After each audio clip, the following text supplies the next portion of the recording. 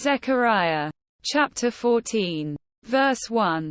Behold, the day of the Lord cometh, and thy spoil shall be divided in the midst of thee.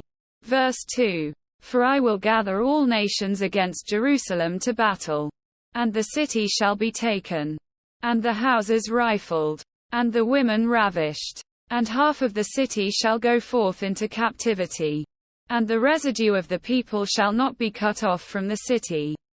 Verse 3.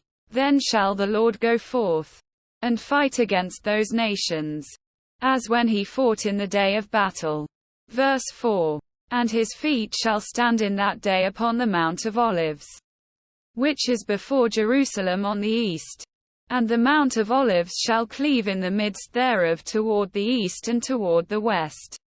And there shall be a very great valley.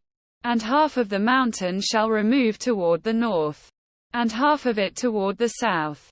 Verse 5. And ye shall flee to the valley of the mountains, for the valley of the mountains shall reach unto Azal.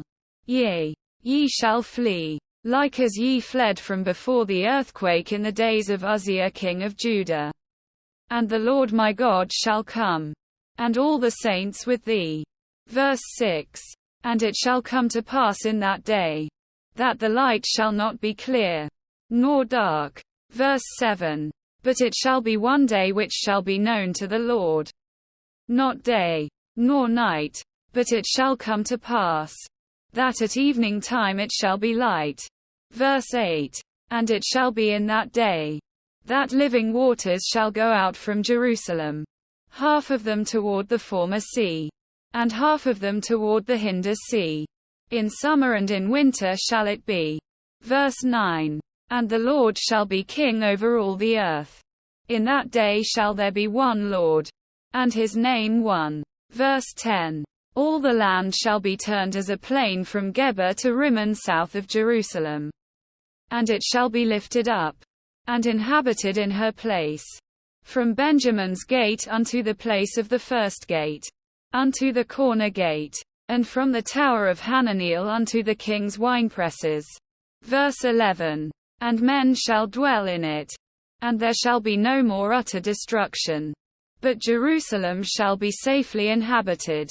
Verse 12. And this shall be the plague wherewith the Lord will smite all the people that have fought against Jerusalem. Their flesh shall consume away while they stand upon their feet, and their eyes shall consume away in their holes, and their tongue shall consume away in their mouth. Verse 13. And it shall come to pass in that day, that a great tumult from the Lord shall be among them, and they shall lay hold every one on the hand of his neighbor, and his hand shall rise up against the hand of his neighbor. Verse 14.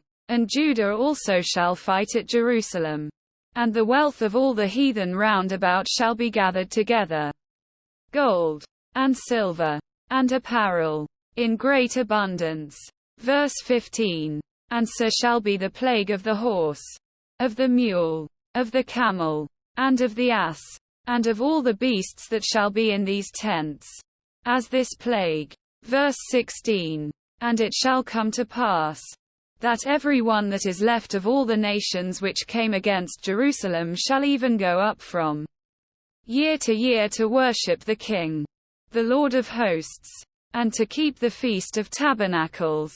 Verse 17. And it shall be, that whoso will not come up of all the families of the earth unto Jerusalem to worship the King, the Lord of hosts, even upon him shall be no rain. Verse 18. And if the family of Egypt go not up, and come not, that have no rain, there shall be the plague, wherewith the Lord will smite the heathen that come not up to keep the Feast of Tabernacles. Verse 19. This shall be the punishment of Egypt, and the punishment of all nations that come not up to keep the Feast of Tabernacles. Verse 20. In that day shall there be upon the bells of the horses holiness unto the Lord, and the pots in the Lord's house shall be like the bowls before the altar. Verse 21. Yea, every pot in Jerusalem and in Judah shall be holiness unto the Lord of hosts. And all they that sacrifice shall come and take of them, and seethe therein. And in that day there shall be no more the Canaanite in the house of the Lord of hosts.